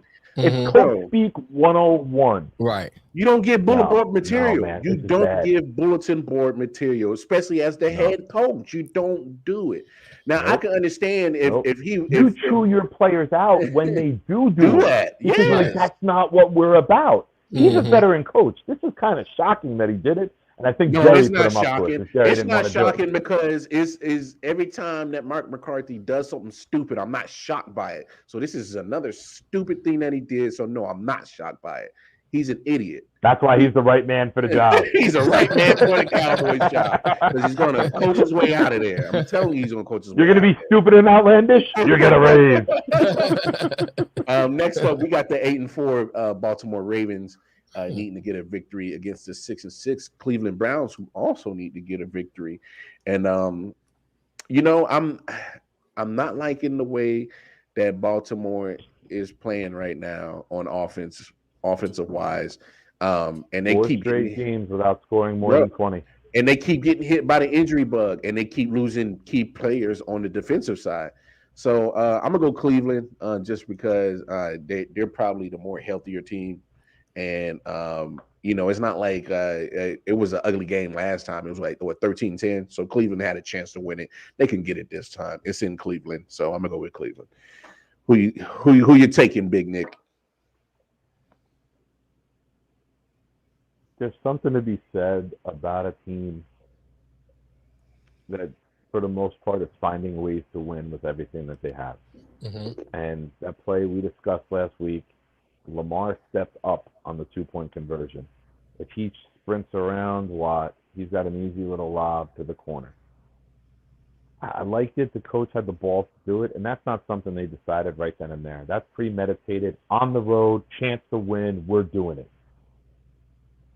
I think that when you have a big heartbreaking loss like that on a last play, and you have a veteran coach, and you have pretty much a good veteran roster there, right? I think that could be a turning point, and it's one of those things that we've said before. You could take a negative and turn it into a big positive. That could be your rallying cry. That can be your uniting, defining moment. And we've seen it many, many times throughout the years. A team has a heartbreaking loss late November, early December, and then they just go on this miraculous run, right? Like it something changes, like the chemistry, everything just changes with that, like one heartbreaking play. And I think you'll see them come out and play better than they have. Like, I'm not saying Super Bowl team as of right now, they haven't shown that, but I think this could be a positive turning point for them. And I think they put it on Cleveland a little bit this week. I'd say maybe a 16, 17-point victory. Give me Baltimore. I think that they're going to I think they have all the right tangibles to make this into a positive. They could also go shit the bed, and I can be dead wrong, right? But Harbaugh has been through these games. He's been through these big losses in the division. They've had enough of these games together. He knows how to get that team ready to go for this game and not have a letdown after a heartbreaker. That's a fair point. Mel, we can hear you. So if you talk, oh, there you are. Here he is. He back in there. All right. Oh, fuck, he's back. Hey, Mel.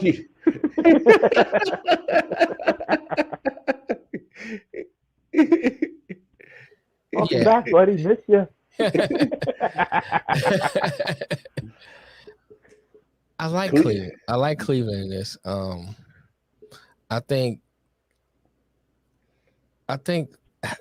Here's my thing. My only caveat is that it's Baker Mayfield. Always. That's my only caveat. I mean, I think if you line both these every teams, caveat, right? Right. if you line both these teams up and you juxtapose them and you go player by player, I think Cleveland has the advantage roster-wise. Of course, Baltimore still has the advantage quarterback-wise. Despite any criticism you have of Lamar, he's still a better quarterback than Baker Mayfield. Yeah. So Lamar is that deciding factor in this game where depends it seems on like it's all on him. Right, you know what I'm saying? Depends on how he play. This game can go as a blowout. Yeah. Or, this game can go as Cleveland, beating them, edging it out. Because Lamar made a couple of mistakes, a couple of bad reads. I mean, like, I've been blitzing him since he's been in the league. And it seems like the last couple of games, he's not recognizing the blitz. I mean, I don't understand that. I don't know. It to me, and not to cut you off, I think it goes on both sides. Mm-hmm. At some point, Lamar needs to figure out, like, hey, I need to read where the blitz is coming from and have an answer for it. And it also falls on the coaches because they're not where they at in this figuring out the problem on the blitz. But what's funny about that though, Lamar? It's like it seems like he was prior to the last couple of games he's been playing. It seemed like he was able to recognize it and either audible out of it or make the right read, throw the right throw, or whatever the situation might be. Now the last couple of games, it's like it's surprising. Oh, they're blitzing. Like that's something new. You know what I'm saying? It's like the thing that I've seen with it, and I think I don't know if we discussed this last Monday. He looks like he's trying to get away from running right away. Right. And he's trying to stay in the pocket, but his natural instinct is to like glitch and go. Mm-hmm. Then it puts him in a bad throwing position, and he's not accurate on those throws. Right. Because he's dropping down. And sometimes he hits these crazy sidearms. Mm-hmm. That's when he's going forward and he's got his momentum and it's an easier throw. Right. But now he's dipping low, staying in the pocket, and you're out of your natural. Why is Tom Brady good? Why was Drew Brees accurate? Mm-hmm. Their throwing mechanics were robotic. Mm-hmm. There wasn't here. It was muscle memory. Mahomes does that. Right. Those guys had the perfect pocket presence and delivery. It's tough to do that in the pocket where you're changing and you're trying to avoid a guy. And when you're running and you sling it sidearm, all right, you got your momentum going with you. Right. It's an easier throw to make. But he's trying to transition and he's trying to do it mid-season, which you got to work on that shit in the offseason. You can't do that shit on the fly where you're practicing 2.5 days a week. I'll also say this. Right now, that offense, that passing offense still hasn't progress like anybody has thought it was supposed to, and everything is literally all on Lamar on that whole team. The defense is getting shredded by the injuries, so they're not being as dominant Baltimore Raven defense that we're accustomed to. So you're asking literally, hey man, you got to be Superman every game, bro. Mm-hmm. I mean, there's a lot that falls onto the feet and arms of Lamar Jackson right now in Baltimore. And I think at some point this is going to be too much. And I think, for Cleveland, because they need to get back in the race. So they're definitely in it. You went Cleveland right now? Yeah, I'll take Cleveland. All right, bet. Next up, you got what? What? No, go ahead. No, next up you got the Jacksonville Jaguars. You scared me with that. Titans. I don't want to say nothing. Nick, how you see this? All I heard was what? What happened? Manuel Noriega in the Philippines? Say something. What? I had to show Sincere and the other listeners my street cred dropping that. So that's where I'm at, bro. Wow. I know I look like I'm a John Denver motherfucker, but I'm not. I'm gonna like chop the show up just for that moment, and that's what we're gonna advertise with for the rest of the year. Who you seeing, Nick, in Jacksonville in Tennessee? Oh, Tennessee. Oh, dude. Okay, I was about to say, do we even need to discuss The only thing hotter than the girls in the hot tubs in Jacksonville is the seat that Urban Meyer's on. I think he could be one and done, man. Lawrence is averaging 0.3 touchdown passes in his last 6 games. He looked horrific, and I don't know, man. Hey, Nick, you bring up a good point. Could be ugly down there. You bring up a good point because you look at this. You look at Trevor Lawrence, who's been the highly touted prospect quarterback coming out of the draft since generational player. Yeah, generational talent. Yeah, we heard it. And you can't get no offense generated at all. At all? Zero. At all. No. Jacksonville's offense is not only is it dead, it's at points it's non-existent. That owner, that management, the general manager, they're gonna be like, I don't know if we got the right dude, man, because we need something from the quarterback, and we get nothing. And then that's why I'm fingers crossed that they take the offensive lineman and they don't take the pass rusher. Then they're gonna give Lawrence everything. If they got to Lawrence to fail. Yeah. I'm going Tennessee. Robinson's been like benched, right? They benched him the ball the other day. And he goes to go back out on the field, and when Hyde needed a break, and they're like, he ain't going out. And Trevor Lawrence was like, hey, we need Robinson on the field, man. That's our best running back. He's had 2 fumbles. Lawrence doesn't have the pedigree of a Brady or a Rodgers. But I bet you he does in Jacksonville, though. But exactly. In Jacksonville, they don't want to upset him, right? Because as of now, you're our future. And if I don't know if he would do this, I don't know him personally, but if he's like, hey, we're not doing things the right way here. We could do things to help the team succeed and we succeed. If you're an owner and you got your blonde-haired, pretty boy franchise star, even though he's not playing like a star, he's a star to them. Right. If Josh Allen down there or Lawrence, if they collectively go and say something, Meyer's gone. And it might be a blessing for him because he looks like he's not cut out for the NFL. He looks like Nick Saban.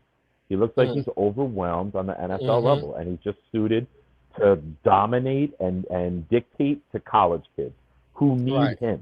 NFL players don't need a coach.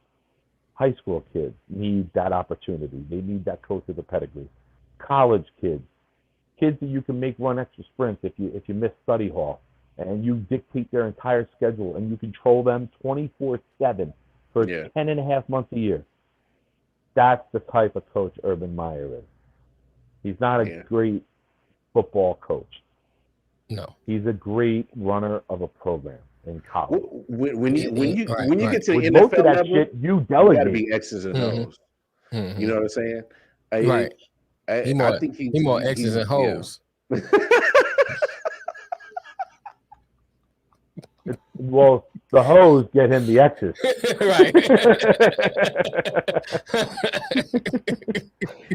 You too. All right. Quick trivia. If you guys know this, I'm impressed. Like, you guys always ask me. I like to throw questions back at you guys once in a while. Okay. First one to say it wins. Name the offensive coordinator in Jacksonville. Shit, I couldn't tell you. I couldn't tell you, bro. See? Okay. Round 2. Name the defensive coordinator in Jacksonville. Couldn't tell you. Couldn't tell you. And that's why they're shit. Because Right. Urban's not a coordinator. And if you don't have a good coordinator in this league, you're shit.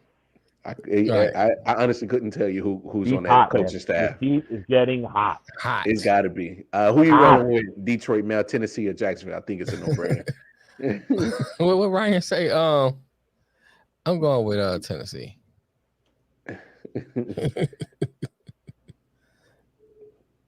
Clint, is that a Key and Peele reference for one of the names that they said? Clem Cadahap? What?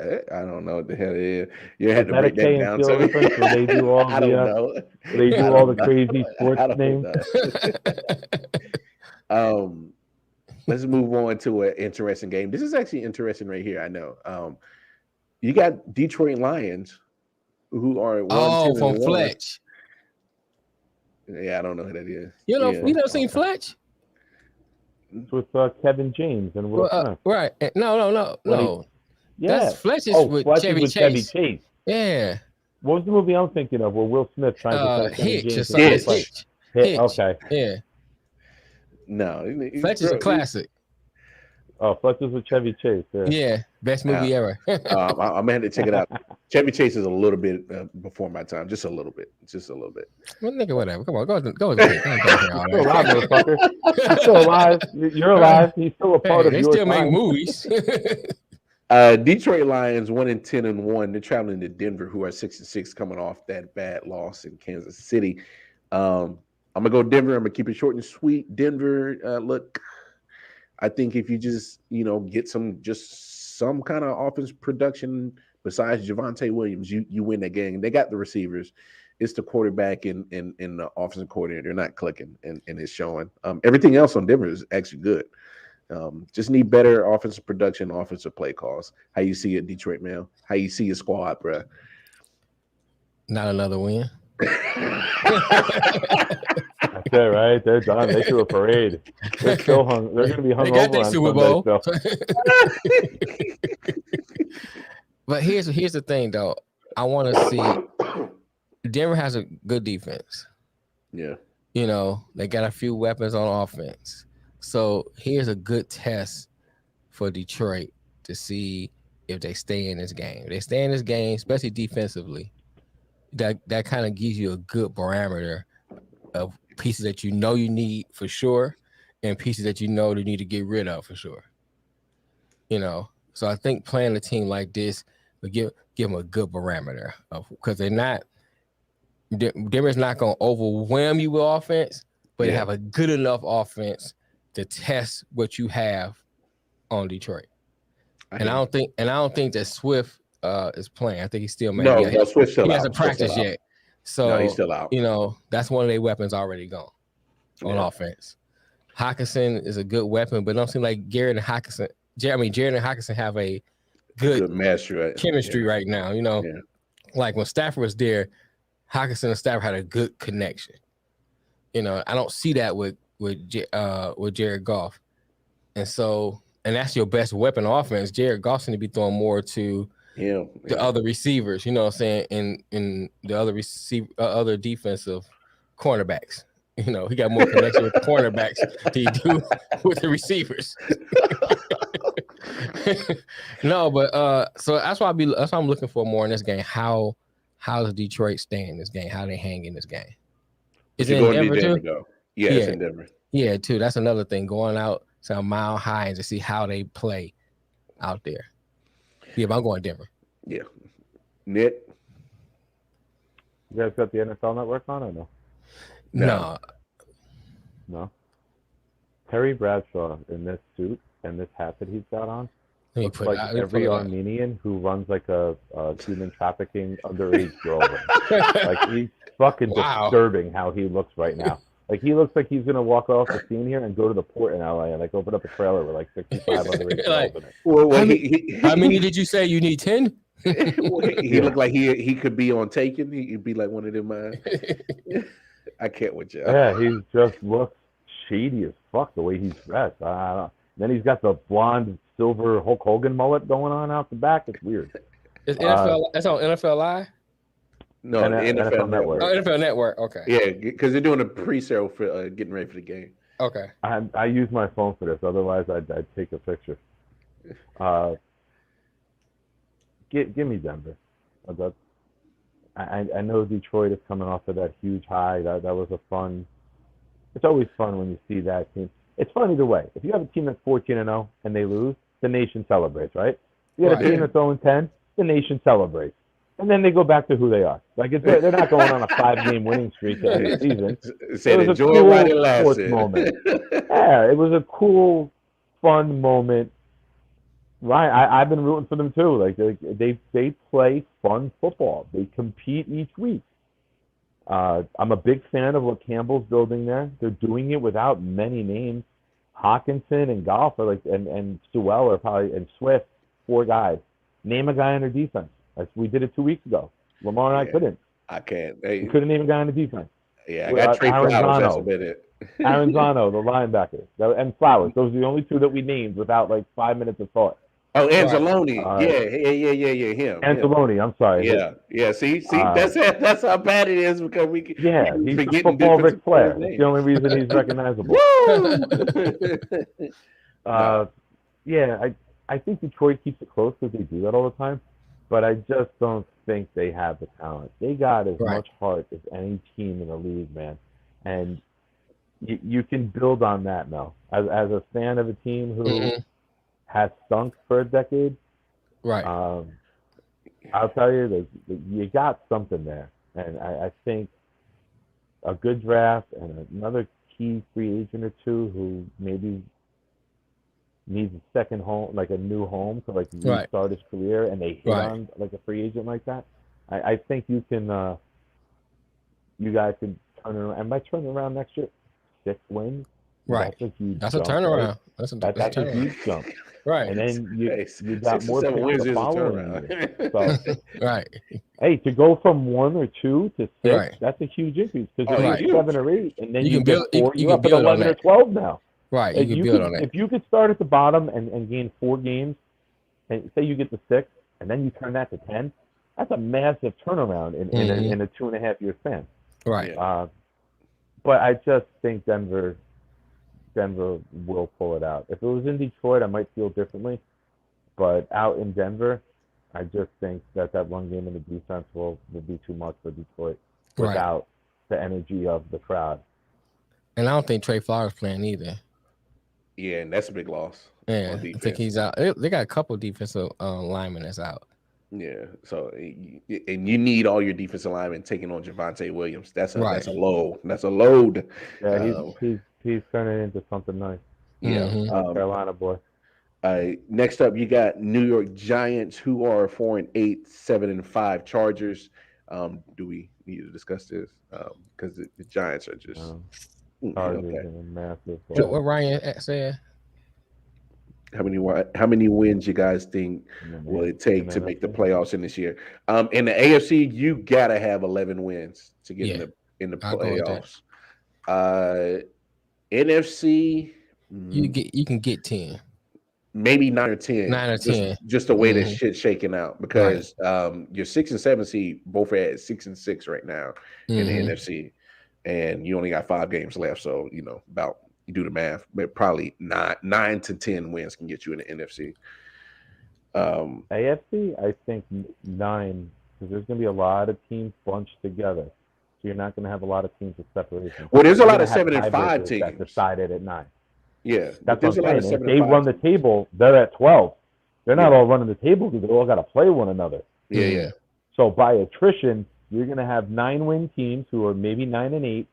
But there's a 4-way tie for like that last spot, and it's like a crazy tiebreaker on like who kicked the longest field goal during the season. It's crazy because with the AFC, it's like it amplifies everybody's game. Like you gotta go win, damn it, because you start treading the other way, man. You'll be out of this race quickly.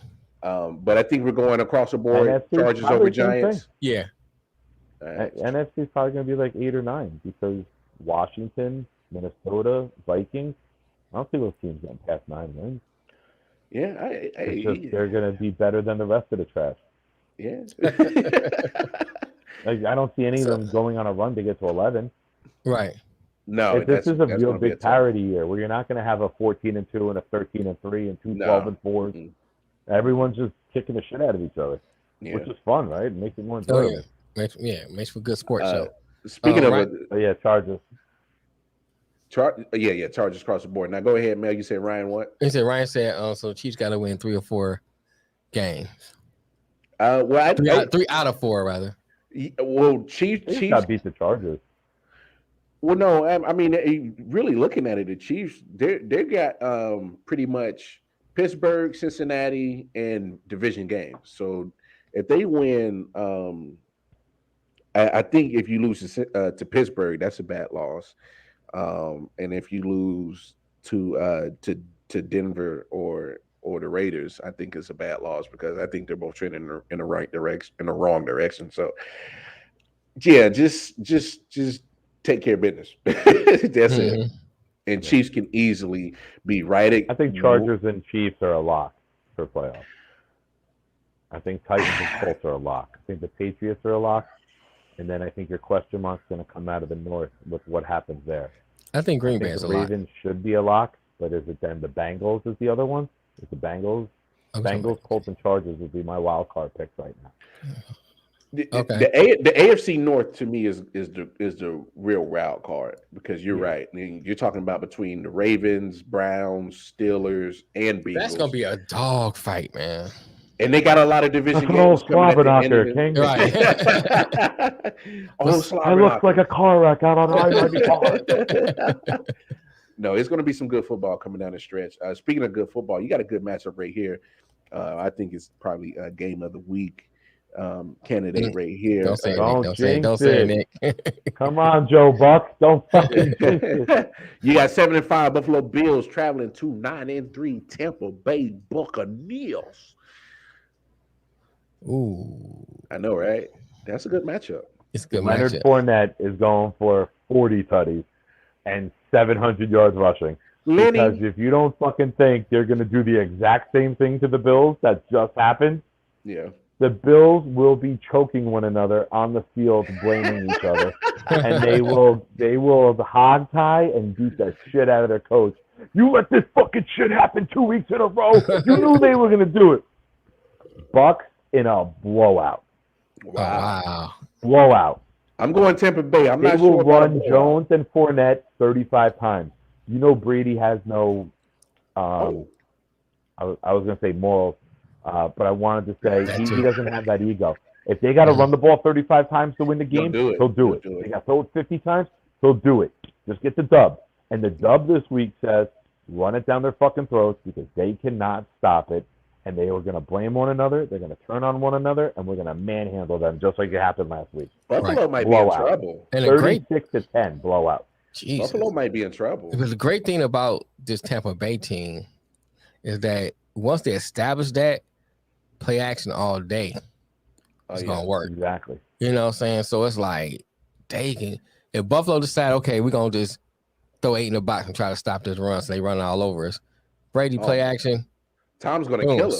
Score in that wheel. Because first of all, Tom loves to check out a plays that's going to put his team in the best advantage. Mm-hmm. So if you're talking about a person that's always been good at checking out of things and checking into the right things, I've always put my money on Brady to do it. He checked in Giselle, so. Did you see the clip of him a few weeks ago where it was a play action? And as he's dropping back to do the play action to Fournette, he was mic'd up. And he goes, cover 2. As he's doing the play action, he tells Fournette it's a cover 2. So Fournette knows I take the fake and then I head towards the sideline to get the corners to stay up. The fuck? That's only him, man. Right. Only him. Man, he came off your favorite team, so you gotta give him props. So we're going to Tampa Bay across the board. Yeah, I think I'm going Tampa. Yeah, I wish nothing but traffic for you. No,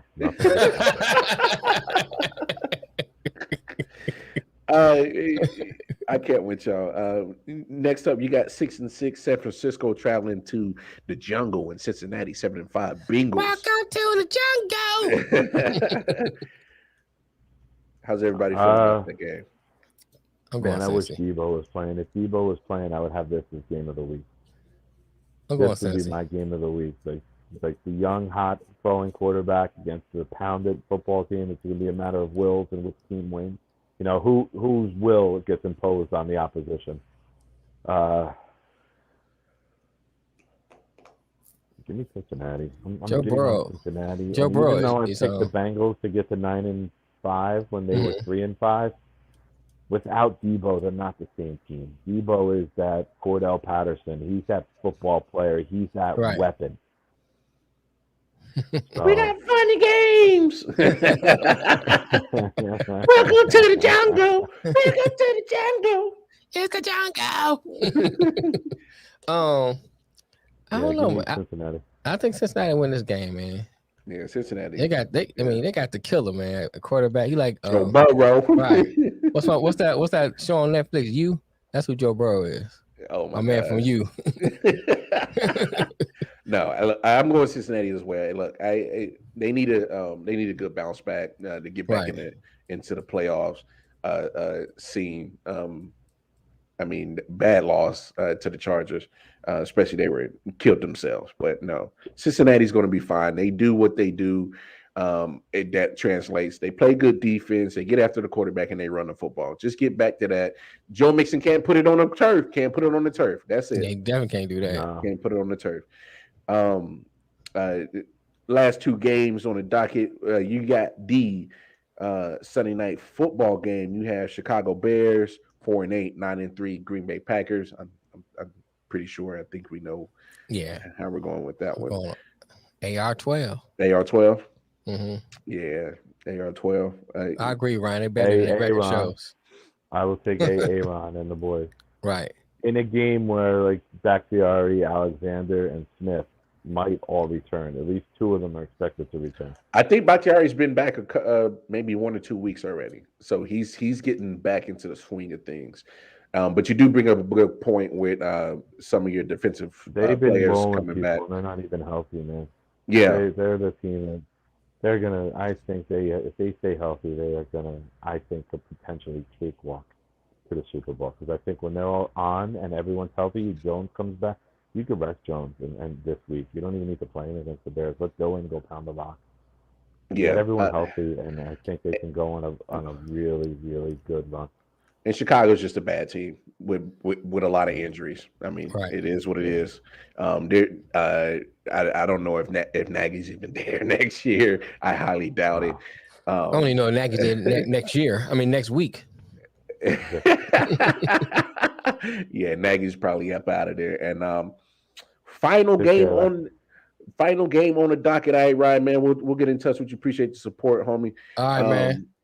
This is another good matchup right here. You got 8-4 Los Angeles Rams traveling to 10-2 Arizona Cardinals on Monday Night Football. It's ought to be a great game. Yeah, I think this is a good matchup right here. Cardinals been playing good, man. Man, they've been playing damn good football. Well, man. It's hard to go against them. Yeah. You know, they didn't have Murray or D Hop when they was winning. Yeah, 1-2 out of 3 with Colt McCoy. Right. Man, but I still think the Rams might win this game. You know, I think the Rams need to win this game. Yeah. You know, to show some kind of what's what I want to use. For taking all these players and trying to buy a championship, you got to show some kind of validity to that. You know, since you got Von Miller and you got Odell. Odell ain't been doing nothing. He got a couple of touchdowns. Really? No. He got a couple of touchdowns. I can't blame Miller. He had what do you have? 1 catch last week or 2 catches? 2 catches. Yeah, so they had 2 they catches are last really game. Missing Robert Woods. And they are.